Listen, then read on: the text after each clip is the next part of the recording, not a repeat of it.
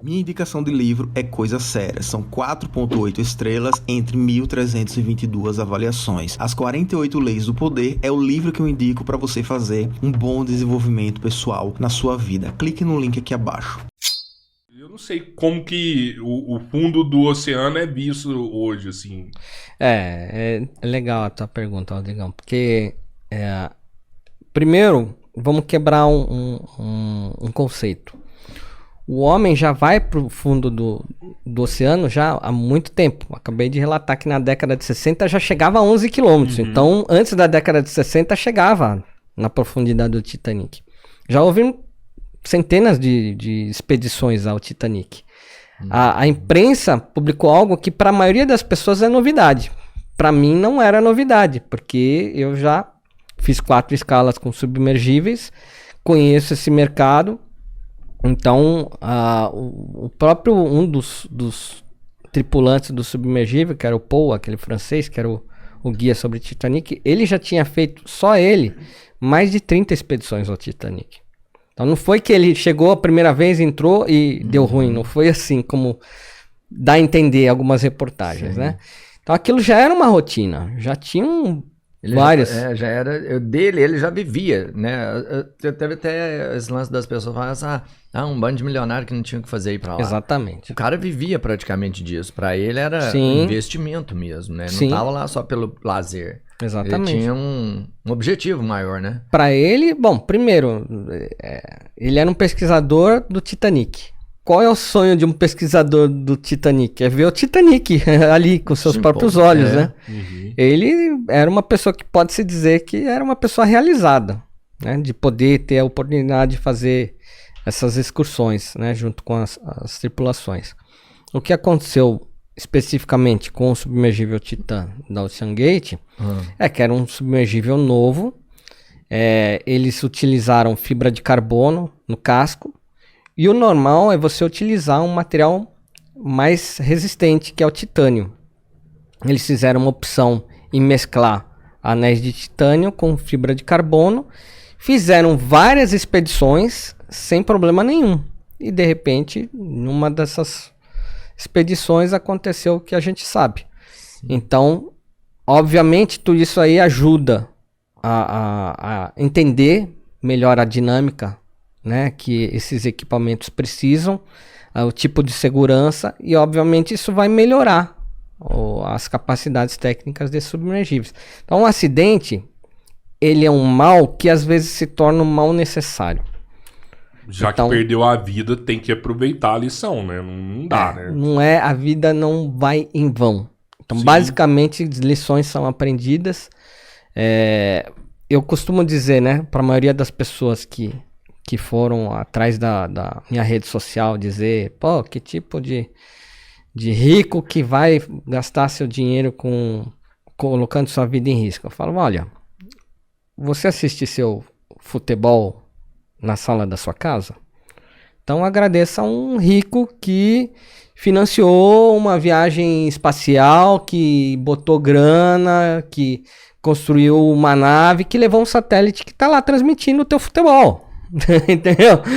Sim, então assim, as coisas mais básicas do conforto do nosso dia a dia, a gente esquece que houve empenho, nervos, coração, capital de algum cara muito obstinado que falou assim, olha, isso aqui só funciona porque tem um satélite lá em cima que está distribuindo para você falar com o cara lá no Japão agora. GPS, internet. Então, esses caras, o que eles estavam fazendo, eles estavam ajudando a aprimorar, né, meios de exploração embaixo d'água. Quantas coisas a gente pode descobrir no fundo do oceano que a gente nem sabe. Quem sabe a cura do câncer está ali, entendeu? Então, é importante que existam pessoas que coloquem sua vida em jogo, que coloquem capital em coisas inusitadas, diferenciadas, porque são essas pessoas que estão construindo o futuro.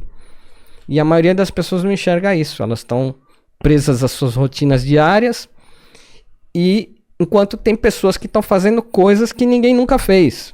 E são essas pessoas que estão realmente construindo novas linhas do tempo e levando a humanidade para patamares grandiosos. O próprio Elon Musk, cara, ele teve o sonho de fazer o foguete voltar fez uma coisa incrível, que é o foguete da ré, mas ele pôs em jogo tudo o que ele tinha. Porque ele fez alguns lançamentos que deram errado, e ele não tinha mais como investir, e ele pôs, vamos pensar, tudo o que ele tinha em um sonho. E hoje dá certo. E aí você pensa que não, mas hoje ele é o cara que leva as coisas pro espaço. Você tem que levar alguma coisa, esse cara tá fazendo isso pra gente. Sim.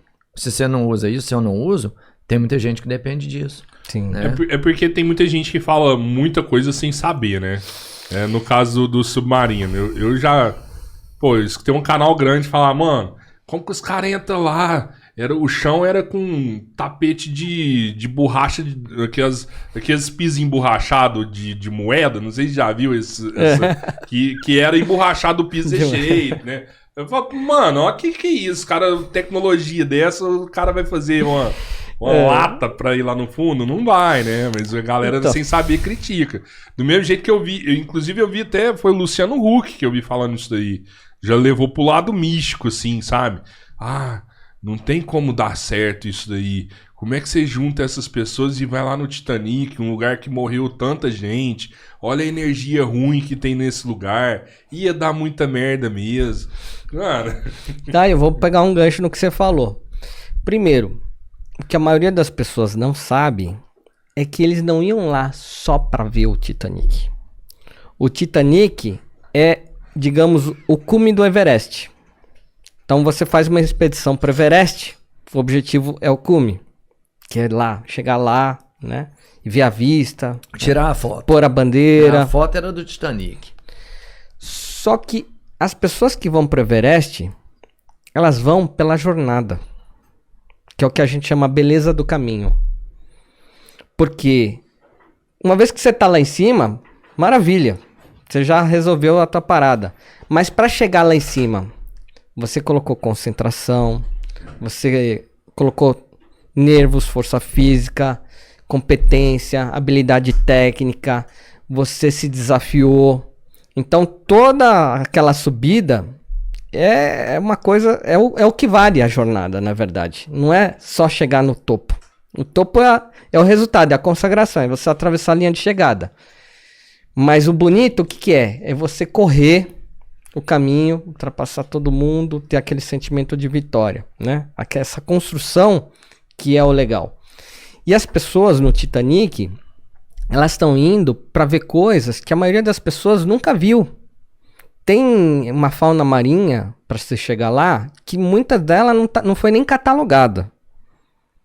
Não tem muito cientista com coragem para descer lá embaixo, biólogo marinho e tal, ou com grana para fazer isso hoje. Então precisa de pessoas que financiem para que hajam melhorias nesse tipo de equipamento, que ele se torne mais útil, mais democrático, mais acessível, para que cientistas possam utilizar esse tipo de material no futuro. Então essas pessoas a gente chama de financiadores e não de turistas, porque eles estão num limiar do processo em que eles fazem parte da operação. Eles não descem lá só com a máquina fotográfica.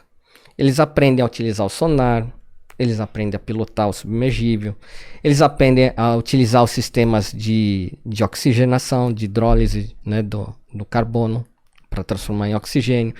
Eles aprendem a utilizar o sistema de iluminação. Eles aprendem a fazer planejamento de rota, utilizar sistema de comunicação, enfim. Eles se tornam parte apoiadores no sistema, porque é um negócio pequeno, todo mundo tem que entender. Se alguém passa mal numa coisa dessa, até subir, alguém tem que estar lá sabendo como utilizar esses equipamentos. Então eles entram como turistas, segundo a imprensa, no meu conceito, como financiadores de atividades científicas, e eles saem desse processo como o que a gente chama de especialista de missão, que é um cara que aprendeu a fazer coisas que pouquíssimas pessoas na face da Terra sabem fazer. Eles vão sair de lá instruídos e capacitados para fazer outras rotas desse tipo. Então eles saem como pessoas melhores para o mundo. É como se a gente estivesse formando pessoas com essas habilidades que são necessárias. Isso que é legal e que a maioria das pessoas não percebe, né? Que aquilo é uma escola. Uhum. E é uma escola que você pode ter ali no processo de descida experiências magníficas de você dar de cara com uma lula gigante de 15 metros e ver aquilo ali, que é uma coisa que quando que você vai ver? Tem gente que vai ver a vida inteira e nunca vai ver um bicho desse. Não, eles têm, sei lá, pouco tempo que eles viram a primeira numa praia lá, viva, acho que só uma passagem, sabe, tosca, não é? Dessa lula gigante, nunca nem foi filmado, assim, com perfeição. Eu não sei se pode ver aqui, pode sim. Derrubo. Procura whale, que é baleia, sperm. S-P-E-R-M. Sabe que é sperm? É a que tá toda cortada, que a lula brigou com ela? É uns caras descendo com submergível e de repente, pra surpresa deles, do nada aparece uma baleia gigante, uns 3 km de profundidade, e a baleia vem e ela para no submergível, porque ali você é um alienígena ali, né? Você tá na nave espacial com as luzes e aqueles bichos falam, o que é isso? E a baleia vem e ela chega bem pertinho da janela e fica com o olho, assim, olhando a tripulação. E a tripulação assim, ó.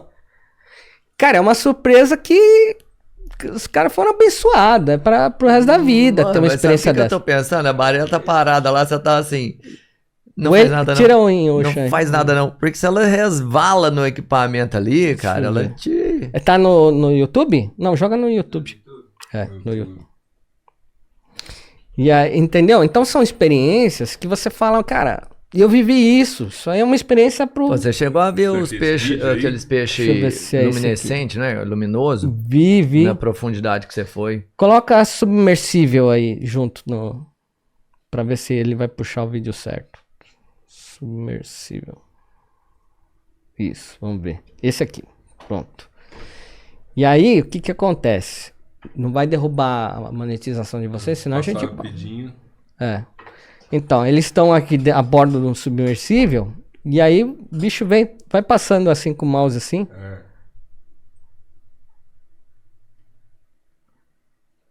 Vai lá, passa, pode passar. Eu acho Caramba, olha lá o negócio lá, mano. Entendeu? Ela chega do ladinho e só falta fazer igual os gatos, assim, que fica acariciando a tua perna. Pode tirar. Caramba. Então, imagina só. Tá lá. Tipo, uma coisa que... Quando que você vai imaginar que você vai passar? São as surpresas do caminho. Por isso que eu falo que a beleza tá no caminho. E a maioria das pessoas não entende o que é isso. Fazer uma experiência dessa. Que é completamente fora da curva, né? Então, os caras... os caras se colocaram a vida em risco. Poxa. A OceanGate era considerada uma das melhores operadoras nesse tipo de atividade. Eles com certeza tinham pesquisado. Um dos caras que estavam lá dentro era um dos do dono. É o dono mesmo. Era o dono. Né? Foi o que eu falei que o dono estava lá dentro, né? Pra você ter uma ideia, a minha experiência com submersível, se o pessoal achou esse pessoal louco de estar com essa empresa, tinha que ver os meus submersíveis. Por quê? Porque, bom, pra começar... Você foi quantas vezes no submersível? 4 vezes. 4 vezes. 4. Que aí eu tenho esse recorde nacional por enquanto, né? Agora que foi melhor divulgado, que apareçam mais pessoas interessadas nessas atividades. Eu acho importante. O meu submersível, para você ter uma ideia, ele sai do navio mãe por ele é içado, e aí ele é colocado no mar, e lá quando você coloca um submersível em alto mar, tem ondas muito grandes. A operação... um mergulhador lá e ele se conecta pra voltar, né? Pra soltar também, o mergulhador tem que ir pra soltar? Sim, não, ele tá lá içado e tá amarrado aqui. Eles amarram ele pra ele não sair andando, né? O submersível, as ondas irem levando. Então, eles içam, colocam na superfície do oceano e depois amarram numa das pontas do submersível. Também, qual que é a preocupação? Que uma onda empurre o submersível e ele bata no navio. Choque com o navio. Se chocar com o navio, acabou a viagem e acabou com o submersível. Então, pra você ter uma ideia, o que eu tinha que fazer? Eu tinha que pular do navio mãe pro submersível.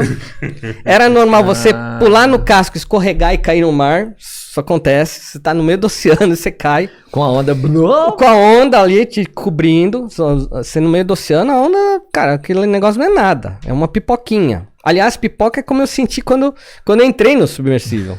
Porque aí tá lá a escotilha aberta E aí se entra uma onda ali na escotilha, também entra água pelo submersível, afunda o submersível antes de começar a parada. Olha o risco que já tem. Que isso. Então quando você se agarra no submersível, você vai lá, aí você pula na escotilha, pula de ponta cabeça mesmo, entra já de cabeça lá dentro, já tem que ir para um lado certo do submersível, que se você vai pro lado errado...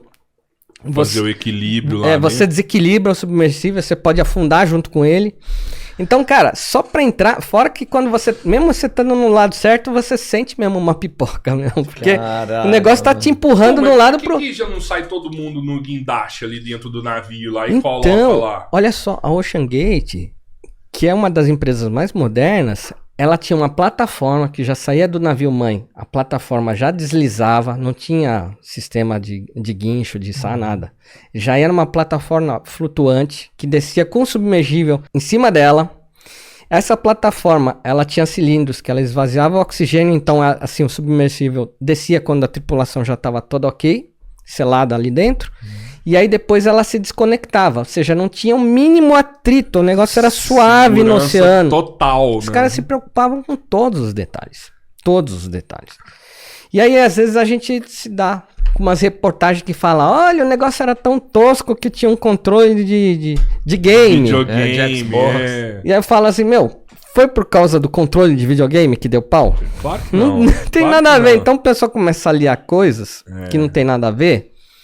E eu, por exemplo, que sou desse mundo, eu tava na NASA, no JPL, o Jet Propulsion Laboratory, que é um lugar onde os caras pilotam os rovers que estão lá em Marte, usando um controle desse, cara.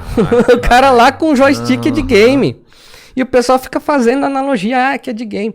Então, assim, as pessoas não entendem do assunto e, de repente, querem ser MBA na coisa. Especialista. E aí fala um monte de bobagem para quem é da área. Então a gente que tem vivência operacional nessas atividades, a gente teve que aguentar muita bobagem nas notícias. Muita bobagem. Mano, do aéreo eu entendo que você sempre foi um sonho. Você era criança, fã do Santos Dumont, quero voar. Como é que você vai parar num submersível desse? Foi treinamento. Preparando pra voar, não? Foi um desejo meu de aliar uma competência que era rara no meu currículo. Então, o que eu fui atrás? Depois, obviamente, ele acabou se tornando um fornecedor nosso. A gente vende experiências em submergíveis no mundo, né? A nossa empresa. Mas eu queria conhecer isso e queria aliar isso ao meu currículo. Quando você opera um submergível, aprende a pilotar, é como se você estivesse mesmo aprendendo a pilotar uma nave espacial. A diferença é que você não está no espaço, você está no fundo do oceano. Mas no fundo do oceano é igual ao espaço. Basicamente, é aquele breu. É escuro total, você não vê nada. Então você está realizando uma atividade de exploração, o que é sensacional. A partir de quantos metros que não chega luz? 100 metros. 100 metros já não tem luz, é escurão já. Então, depende de que lugar do oceano você tá. Onde eu tava ali no Caribe, que é considerado um dos melhores lugares do mundo para mergulhar, que é o Caribe e a Bacia de Corais lá da Austrália. Por conta da água clara lá? A água é muito clara, né? Então você tem uma visibilidade enorme, até 100 metros. A partir de 100 metros de profundidade já vai ficando um tom de azul bem marinho, bem escuro. E abaixo disso já é breu total. 100%. Você não vê isso aqui na tua frente. Você tem que se operar só pelo sonar. Você consegue iluminar? Não? Só quando você tiver um anteparo na sua frente. Aí por isso que você opera com o sonar. O sonar avisa onde estão os obstáculos. Caraca. E aí você tem que chegar até um obstáculo. E aí que com as luzes você vai ver alguma coisa. Mas praticamente a operação é toda baseada em sonar. Então, mas o sonar é igual o da baleia, mano. Você tá lá, você tá num negocinho de 5x5 e vem uma coisa de 15 metros. Cara, sobe. Aquilo foi uma surpresa pra eles. Sobe aqui. Cara, tá vendo um negócio muito grande. Que diferente você ver um peixinho luminoso, sei lá. Você abre a boca ali, ela engole o submergível deles. Um negócio gigante. Será que ela não é possível que ela era tão grande? Ela não ia fazer isso, né? A gente tá falando coisa de histórias, né? De lendas, mas Dick, né? É uma Moby Dick. Mas ela era vida. muito grande mesmo. Nessa profundidade, as maiores chegam, né? Cara, então, As você chegou maiores. a ver aqueles peixes luminosos. Isso aí é Isso. que profundidade? O primeiro que eu vi, eu tava a uns 1.200 pés de profundidade, que foi um peixinho que eu até apelidei ele de faísca, porque ele era muito pequenininho e fininho, e ele ficou ali na janelinha, na nossa escotilha, e ele ficava ali, a gente descendo, imagina só, quando você desce com o submergível, você desce igual um astronauta mesmo, o banco tá apontado pra superfície do oceano, você vai descer.